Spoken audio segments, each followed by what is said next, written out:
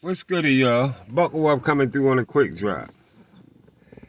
So, so, I don't know if y'all done heard it yet, but Bark for the Bone just responded to my video with his most recent drop. He was just talking about Bud coming into 147 because I did the video for y'all the other day telling y'all how the nigga was capping like a motherfucker talking about Bomac told him Bud went the easy route as if Bud was avoiding fighting Earl Spence when he came to 147. So in this new video that he just dropped, y'all, this is what he tried to do. He tried to listen to my video, right? And thought he did something by going to get some motherfucking receipts from Danny Garcia as if Bud was supposed to have been trying to fight Danny Garcia too when Bud first came to 147, right? So the receipt that he went and got, with Danny Garcia talking on the video that he just did, his most recent drop. Y'all can see he just dropped it a few hours ago. And Danny Garcia on that motherfucking receipt that he went and got, that he tried to use to give him some help, shit ain't help him at all. Because Danny Garcia said what I just told y'all in the motherfucking video that I just gave y'all about the situation with Bud coming to 147. I told y'all Bud couldn't get a fight with none of them at 147 because of with PBC.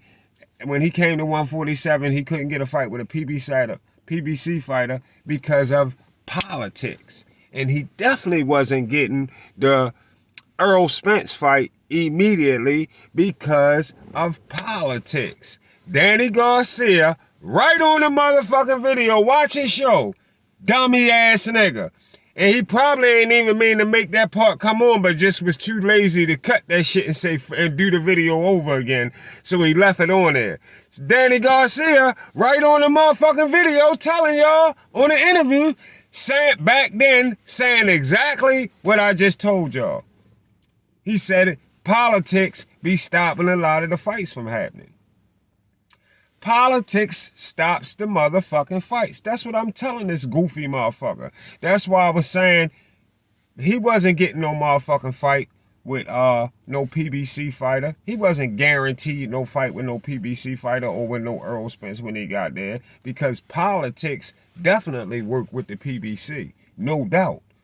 That's why so many motherfucking fights don't be getting made from the PBC. Like I told y'all before, that's why the PBC, throughout the history of the PBC, that's why they only got one fucking undisputed motherfucking fighter. Through the history of the PBC, it's only one motherfucker that then got 4 belts in one division. And that's Jamel Charlo. That's it. The PBC got a lot of politic type shit going on when it come to getting fights made with motherfuckers that they don't want. They don't, especially when it come to motherfuckers that they don't want to lose they owe. You see what we going through. You see what we've been going through for years with Tank. It's the same shit going on with Tank right now. Look at all the fights that all the different situations we been wanting to see Tank in. Yeah. All the way back to wanting to see Tank unify with Tevin Farmer. None of that shit got made. Yeah. Politics. Politics stop a lot of shit that they don't want to happen from happening. Believe it. Danny Garcia said it right on the fucking receipt that the goofball went and got. That was the worst. That's the one that he shouldn't have brought to the thing. He shouldn't even took that receipt. Not to hear Danny Garcia say exactly what I said. I know he heard what I said when he listened to my shit. He heard me say politics would keep that from happening. In the same way, he tried to hate on Bud. That's why you not in Bob Earn position. That's why I always tell you, you could never be a Bob Earn. You would never be in Bob Earn position. That's why Bob where he at and you where you at. Because Bob make the right decisions. Because you a fucking hater. He said that Bud should have never went undisputed with Ndongo. He shouldn't have took the unification with Ndongo to put undisputed on his motherfucking resume. He shouldn't have did that. He should have just moved up and fought Manny Pacquiao. Moving up fighting Manny Pacquiao would just automatically make him the A side and do this for him and do that for him and all that shit. But bottom line is, what he failed to realize is Bud wanted to be an undisputed champion. Undisputed is the top achievement in the sport of boxing. Undisputed, you tell it's no better achievement than becoming undisputed in your weight class in the sport of boxing. No doubt. That's why I say I don't take nothing away from Bud being a 2-time undisputed champion, Canelo being undisputed, completing the undisputed mission. Jamel Charlo, big ups to Jamel Charlo for completing the undisputed. Monster Inouye for completing the undisputed twice, 2-time undisputed, just like Bud. Big ups to all of those guys that didn't accomplish undisputed. Devin Haney, big ups to Devin Haney, accomplishing undisputed. And it don't matter how you accomplish it. Like I always tell you, I don't take away from nobody how they got it. I don't care if you fought one motherfucker for all the belts and you got undisputed. You undisputed. Anybody know I don't really rock with the Devin Haney. I don't rock with the Devin Haney side. But I'm just a straight down the middle talker. Just because I don't fuck with Devin Haney and I just feel like he's still a pillow fist fighter and I just think he a hype job. He overhyped. But no matter what the fuck I think, he completed motherfucking undisputed. So I can't say shit. He completed the biggest task of the sport. He is an undisputed champion and I will respect that. So, yeah, it is what it is. So, BFTB, aka Bark for the Bone. Bark for the Bone, a hater. He just a hater of Bud.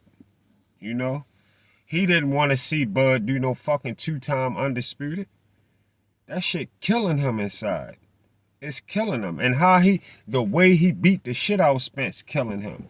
Then listen to him now. He never give a motherfucker they props. He say, oh, he should have fought him when he first came in. He fought him at a bad time. Ain't nobody tell Earl Spence to get in an accident and come back and get back in the boxing, period, anyway. That's why Bud told him he didn't want to fight him when he first came back, because he said he don't want nobody to use the excuse he just got out of accident. Bud said that when he first came back because of shit like BFTB saying right now. You see that? Look how Bud said that way back then. Y'all know when Earl got in the accident, right? He said that way back then. I don't even want to fight you. Because they going to be saying that I beat you up. You just got out the accident. And I don't want them running around using that excuse. I don't even want that fight. He ain't even want to fuck with Earl when he first got out the accident. Yeah. Yeah. And then once he don't fight him and Earl fight other motherfuckers and beat them up, then they jump back on their motherfucking shit and start talking all the shit about what Earl gonna do to Bud and how Bud ain't nobody, how Bud ain't done shit, how Bud winning the belt at 135 don't mean shit, how Bud being undisputed at 140 don't mean shit. But being undisputed at 135 mean everything for Devin Haney when it come to Bark for the Bone. Devin Haney being undisputed at 135 means everything to BFTB. He will always make sure you know that shit. Devin was undisputed at 135, and he a champion. He'll go crazy about Devin, but he don't have the same energy for Bud. Get the fuck out of here. Can y'all tell me how could a motherfucker be like that? Like I just sat here and told y'all I don't really rock with Devin, but I gotta respect the fact that Devin is an undisputed champion. He done that. And he a champion at 140. Yeah, when he went up there and took another belt from Regis. Yeah. He a two-time champion, undisputed in one division. Yeah. I gotta give Devin his props. It is what it is. Yes, all that count. And he keep trying to take Bud shit away. Bud ain't had to go undisputed. Now he's saying he ain't had to go undisputed at 140. He posed a said fuck Ndongo and went and fought Manny Pacquiao. Shut the fuck up. Put a dick in your mouth. Shut the fuck up. No, he wasn't. No, he wasn't. He supposed to did just what Bob Arum got him to do. Get undisputed on your motherfucking resume. Yeah, get that. Get undisputed on your resume. And get it from Ndongo, the same guy that beat BFTB Man the fuck up and knocked him the fuck out. Yeah, get it from Ndongo. Yeah. Yeah, so that just what Bob set him up to do, that's what he was supposed to do. And who can't want to do it the way Bob designed it to get it done when he done it over and over throughout the 70s, the 80s. Bud ain't the first undisputed champion Bob Arum that made. He done made them in all eras. Just in case people don't know, yeah, in all eras since he been in the sport, 70s, 80s era, 90s era, and the 2000s era. Bob Arum as a manager, for casuals who might be listening to me that don't know, Bob Arum has made undisputed champions in all of those eras. Like I just told y'all, the PBC history of undisputed champions, only one motherfucker ever been undisputed, Jamel Charlo on the PBC. One motherfucker in the history of the PBC. But when it come to Bob Arum and Top Rank, Bob Arum has made undisputed champions over and over, 70s, 80s, 90s era, and where we at now, the 20th century, the new shit. Yeah, most recent undisputed champions he put together, Monster Inouye and Bud Crawford. Two-time undisputed Bud, two-time undisputed Monster Inouye. Yeah. He's still doing that shit. 90-something motherfucking years old, still making undisputed champions on his platform. And here we got BFTB coming along, a motherfucker that was born years after this man did all the shit he done already done. And here come this little motherfucker that he didn't come up from a baby and then he grows up and calls himself BFTB. And he say, oh, Bob Arum shouldn't have let him, he shouldn't have been trying to get Bud undisputed. Shut your peon dummy ass the fuck up, goofy motherfucker. You gonna tell that man, you gonna say that man shouldn't have went undisputed. He should have went and fought Manny Pacquiao. No, the fuck he shouldn't have. He should have did what the fuck he did. And like Bo Mack said, when they got to 147, they went to motherfucking Jeff Horn to take that motherfucking belt up off of him before a PBC fighter went over there and take Jeff Horn belt. And then politics keep Bud from getting the fight over on the PBC at that time. Yeah. No, not having it. You heard what Danny Garcia said? You need me to say it again? Because politics might have kept Bud from getting them motherfucking fights with the PBC fighters that he was trying to get to take them motherfucking super belts. Yeah, politics do that, y'all. So it was good. I'm glad that he went and got Danny Garcia and he came over there and told him about politics. That's why I told y'all about that shit last week when we talked about this situation. So, other than that, I see y'all on the Get Back.